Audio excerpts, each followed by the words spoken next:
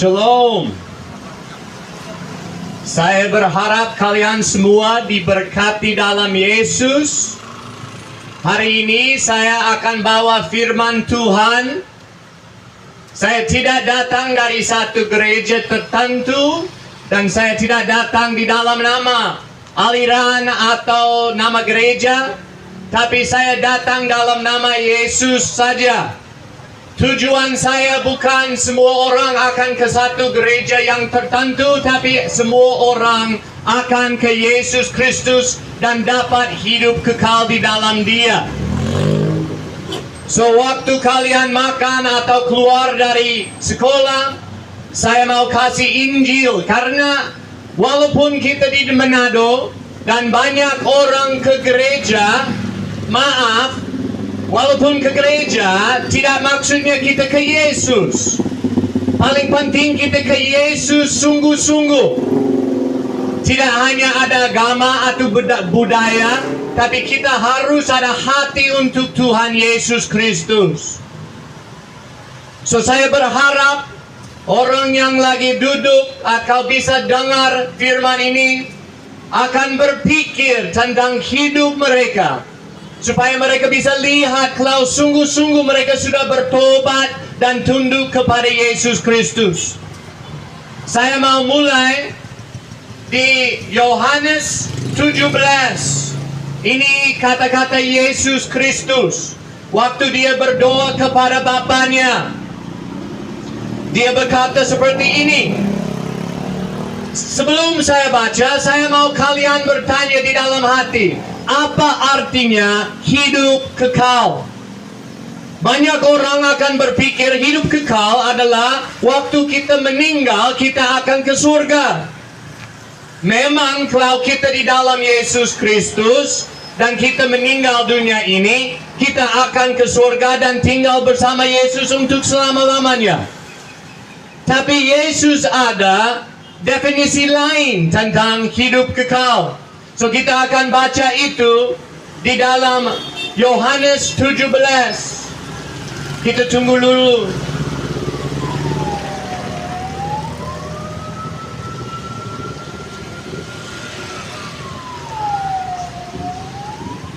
Di Yohanes 17 ayat 3, Yesus berkata, inilah hidup yang kekal itu, yaitu bahwa mereka mengenal Engkau, satu-satunya Allah yang benar, dan mengenal Yesus Kristus yang telah Engkau utus. So, di sini Yesus, dia kasih satu definisi tentang hidup kekal. Dan definisi itu bukan hanya hidup untuk selama-lamanya, tapi dia berkata hidup kekal adalah mengenal Allah Bapa dan mengenal anaknya Yesus Kristus. So, itu pertanyaan yang pertama. Engkau atau Anda sungguh-sungguh mengenal Yesus Kristus? Sudah bertobat, sudah tunduk kepada Dia dan jalan bersama Dia? Banyak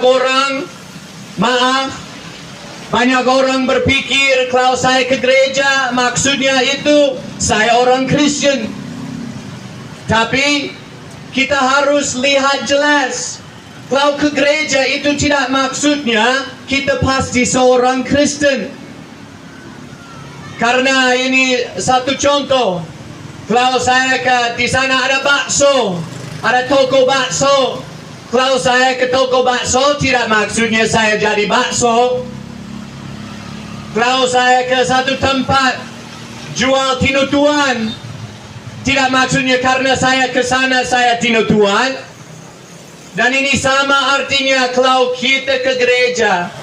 Tidak artinya 100% kita sudah jadi Kristen sungguh-sungguh. Kita harus datang kepada Yesus, karena di sini Yesus berkata hidup kekal adalah mengenal Allah dan mengenal anaknya Yesus Kristus. Ini satu hubungan, tidak hanya satu agama, tidak hanya satu tradisi, tidak hanya hari Minggu pagi ke gereja, tapi kita harus dengan hati kita sungguh-sungguh ke Yesus Kristus dan mengenal Dia dan berjalan sama Dia dan hidup bersama Dia, itu satu deskripsi tentang hidupmu. Anda sudah bertobat dan sudah tunduk kepada Raja kita Yesus Kristus, sudah mengenal Dia sungguh-sungguh, atau hanya ada agama, hanya ada budaya? Saya tidak mau membuat orang tersinggung, tapi kita harus pikir jelas, kita harus dengar kebenaran. Karena Yesus berkata hanya kebenaran bisa membebaskan kita. Karena Yesus berkata siapa lakukan dosa, mereka budak dosa. Dan Dia berkata siapa budak tidak akan ke rumah Bapa. Ini sering, kalau di sini ada orang meninggal, mungkin dia pemabuk, dan kalau ke tempat dan ingat hidup dia, itu mungkin satu pendeta akan berdiri dan berkata, wah, sekarang dia damai di rumah Bapa. Tapi Yesus bicara beda. Dia bicara kalau orang hidup di dalam dosa, mereka budak dosa, dan mereka tidak akan ke rumah Bapa. So kita mau percaya Yesus Kristus atau pikiran diri sendiri? So kita harus tanya, kita sungguh-sungguh mengenal Yesus Kristus atau tidak? Bagaimana bisa tahu kalau kita mengenal Yesus Kristus? Di 1 Yohanes pasal 2, itu Rasul Yohanes tulis ini. Dia berkata seperti ini, dan inilah tandanya bahwa kita mengenal Allah. So dia akan kasih tandanya. So kalau kita mau tanya diri sendiri, kita mengenal Yesus, kita mengenal Allah, kita ada hidup kekal atau tidak, kita bisa dengar ayat ini dengan sungguh-sungguh. Dan itu Yohanes berkata, dan inilah tandanya bahwa kita mengenal Allah, yaitu jikalau kita menuruti perintah-perintahnya. Barang siapa berkata, aku mengenal Dia, tetapi ia tidak menuruti perintahnya, ia ada seolah orang pendusta, dan di dalamnya tidak ada kebenaran. Mungkin waktu kita dengar ini, rasa wah, itu kasar, itu sedikit galak. Berkata orang kalau mereka bicara, mereka mengenal Tuhan, tapi mereka tidak taat kepada perintahnya, maksudnya mereka pendusta. Itu wah, itu galak. Tapi ini firman Tuhan. Walaupun hati kita rasa tersinggung, kita tidak harus. Kita harus ada hati yang syukur supaya bisa dengar kebenaran dari firman Tuhan. Karena kalau kita hanya menipu diri dan berkata ya saya mengenal Tuhan, saya sering ke gereja, saya sudah dibaptis, saya sudah ini atau sudah itu. Kalau kita bicara begitu, tapi kita masuk hidup di dalam dosa. Kalau kita hidup di dalam dosa, maksudnya apa? Itu pagi kita ke gereja, sore ke pesta pora. Apa artinya hidup di dalam dosa? Pagi ke kelas di sekolah, sore lihat porno di HP. Apa artinya dosa? Hidup di dalam dosa. Kita ke gereja, tapi walaupun ke gereja kita juga mabuk terus. Maksudnya kita, kalau kita sesuai dengan firman Tuhan, di sini Yohanes berkata, dan inilah tandanya bahwa kita mengenal Allah, yaitu jikalau kita menuruti perintah-perintahnya. Barang siapa berkata, aku mengenal Dia, tetapi ia tidak menuruti perintahnya, ia adalah seorang pendusta, dan di dalamnya tidak ada kebenaran. Kalau Anda seorang yang berkata, percaya firman Tuhan, percaya Alkitab, percaya Yesus Kristus, maksudnya harus percaya ayat ini. Kalau orang berkata, ya saya akan ke surga, saya mengenal Allah, saya ada hidup kekal, tapi mereka masih hidup di dalam dosa, maksudnya mereka tidak mengenal Allah. Maaf kalau ini itu rasa tersinggung. Tapi ini kebenaran. Yesus berkata siapa dia mengasihi dia akan menegur. Maksudnya kalau sekarang bisa dengar ini dan di dalam hatimu masih hidup di dalam dosa. Maksudnya dari ayat ini artinya bukan seorang Kristen sejati dan harus bersyukur di dalam hati karena Yesus hanya menegur orang dia mengasihi. Kalau sekarang rasa ditegur oleh firman Tuhan, maksudnya ini Yesus mau menegurmu supaya bisa bertobat dan mengenal dia dan dapat hidup kekal di dalam dia. Jangan tersinggung. Menerima firman Tuhan dengan hati tulus, dengan hati yang sungguh-sungguh. Percaya, wah, kalau firman bicara begitu, itu benar. Dan saya satu kali lagi, itu Yesus berkata, hidup kekal adalah mengenal Allah dan mengenal anaknya Yesus Kristus. Dan Rasul Yohanes berkata, barang siapa berkata, aku mengenal dia, tetapi ia tidak menuruti perintahnya, ia adalah seorang pendusta dan di dalamnya tidak ada kebenaran. Kita harus hati-hati dengan firman Tuhan. Seringkali kita hanya mau dengar yang manis. Tapi kalau terus makan gula akan dapat diabetes. Dan kalau terus menerima firman hanya manis-manis terus akan dapat neraka. Kita harus dengar firman Tuhan. Kita harus dengar dan kita harus taat. Kita harus taat kepada firman-Nya. Tidak hanya dengar. So di sini itu berkata, kalau orang hidup di dalam dosa,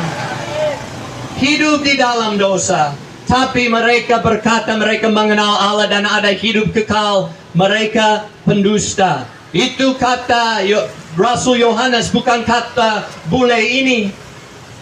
Itu dari Alkitab. Dan kita lihat satu lagi. Di 1 Yohanes 5 ayat 11. Kita baca ini. Dan inilah kesaksian itu. Allah telah mengaruniakan hidup yang kekal kepada kita dan hidup itu ada di dalam anaknya. Banyak orang akan hanya dengar itu setengah dari ayat ini. Karena itu berkata Allah telah mengaruniakan hidup yang kekal kepada kita.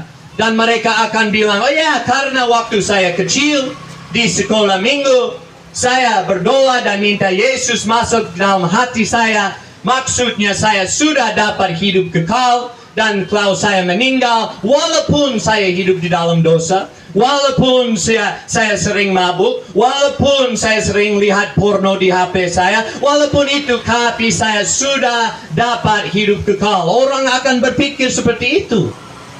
Karena mereka hanya baca setengah dari ayat itu.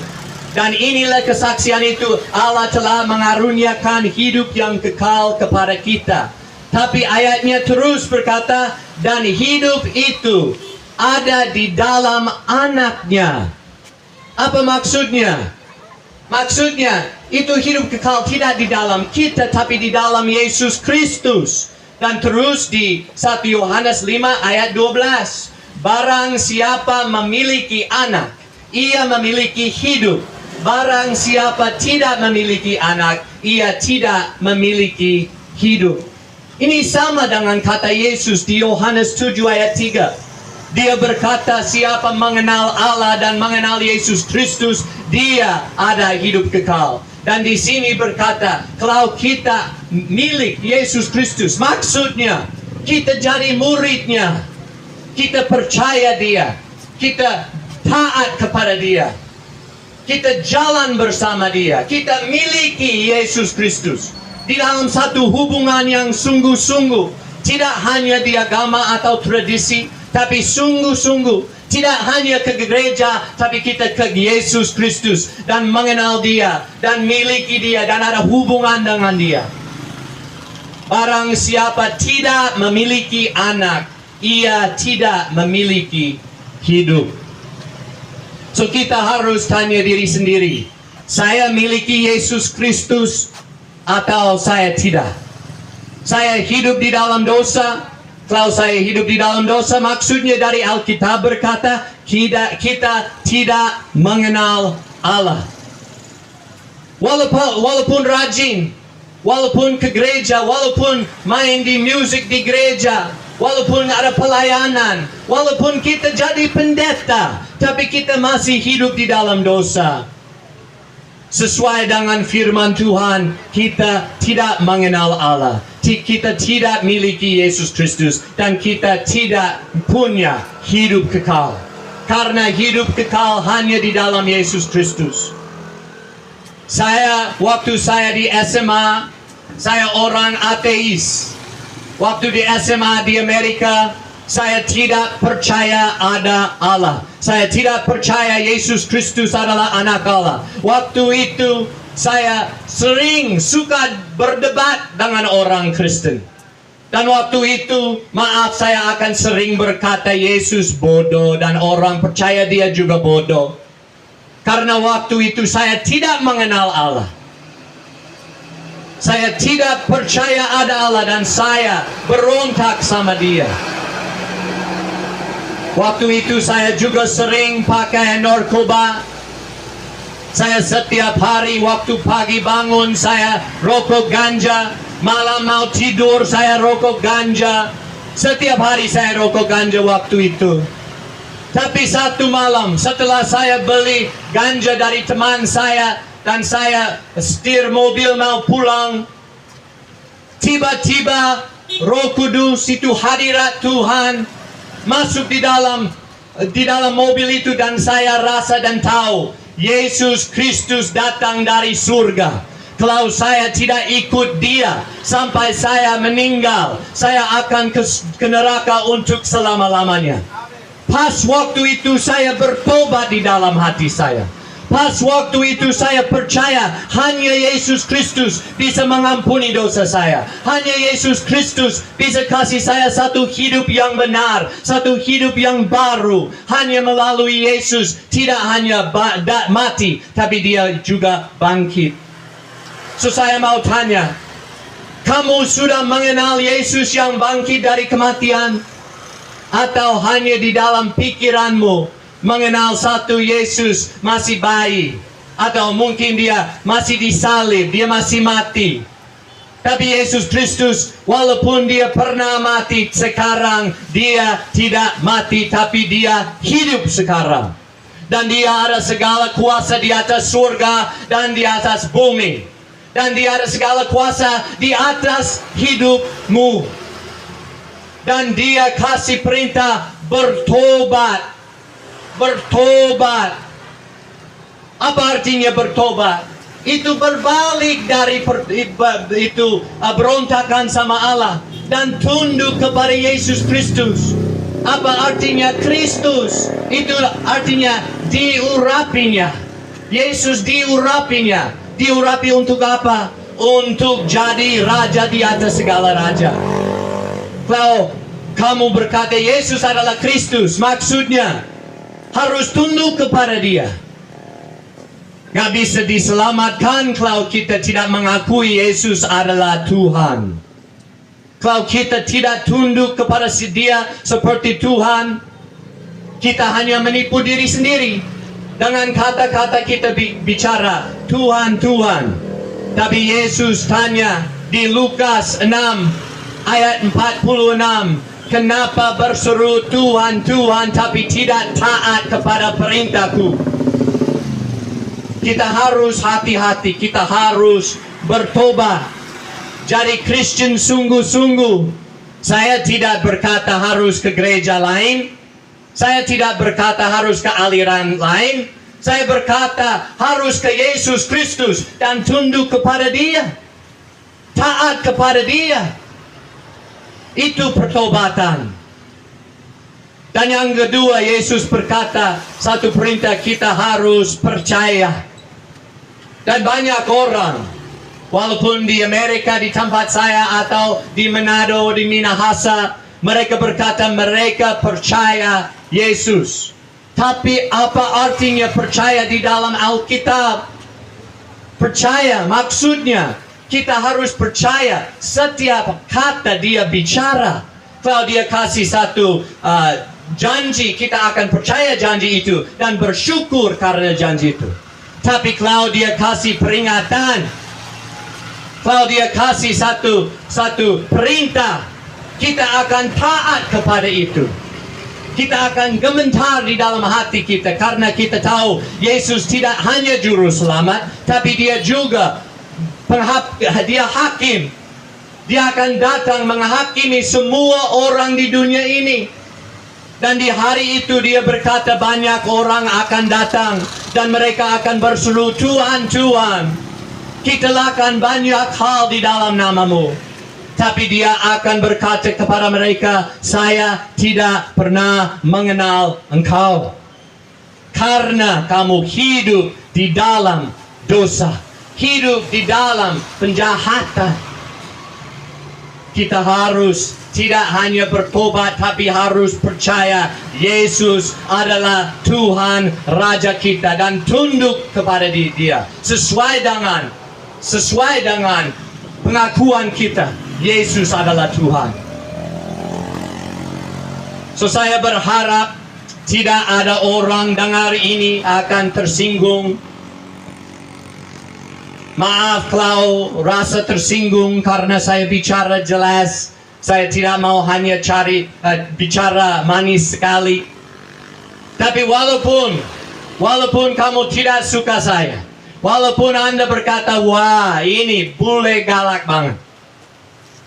Walaupun bicara, wah saya tidak mau mengenal orang ini, dia galak sekali.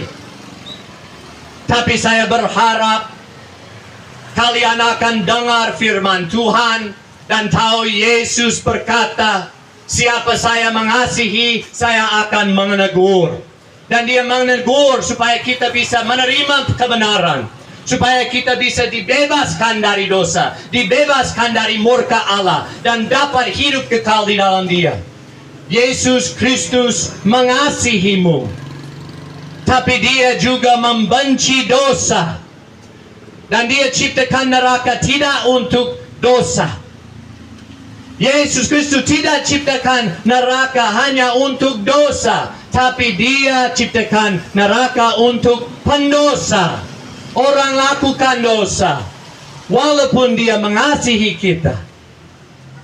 Walaupun dia mengasihi kita semua, dia juga satu Allah yang kudus dan membenci dosa.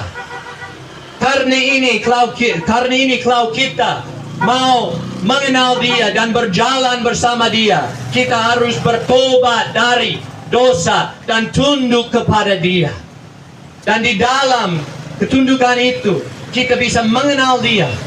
Dan waktu kita mengenal dia, itu adalah hidup kekal.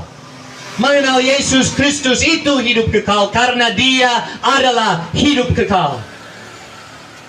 So walaupun kamu menolak bule galak ini, saya berdoa supaya kamu tidak akan menolak Yesus Kristus yang mati untukmu, tapi juga bangkit untukmu, supaya bisa dapat satu hidup baru.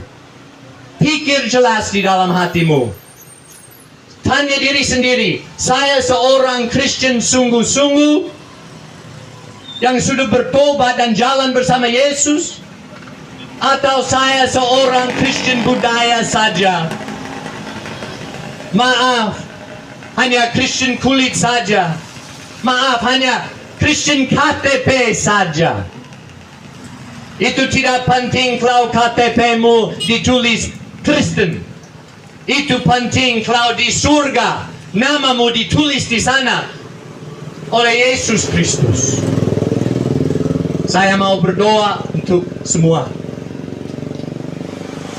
Oh Tuhan, saya berdoa dalam nama Yesus Kristus, supaya kita semua akan dengar firman. Kami semua akan dengar firman-Mu, dan tidak hanya dengar, tapi juga percaya firman-Mu. Dan saya berdoa kami tidak hanya percaya, tapi kami juga akan taat kepada firman-Mu. Karena firman-Mu itu kebenaran, dan kebenaran bisa membebaskan kami semua dari dosa dan dari murka Allah. Saya berdoa untuk semua orang yang pernah dengar itu khotbah ini, supaya mereka akan pikir jelas dan pikir dengan jujur di dalam hati mereka. Mereka mengenal Allah atau mereka hanya menipu diri sendiri. Dalam nama Yesus Kristus. Amin. Tuhan memberkati.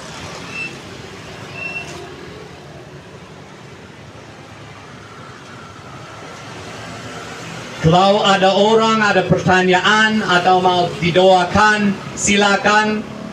Kami akan di sini untuk sementara, tapi silakan.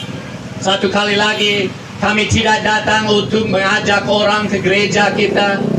Kami datang untuk mengajak orang ikut Yesus Kristus.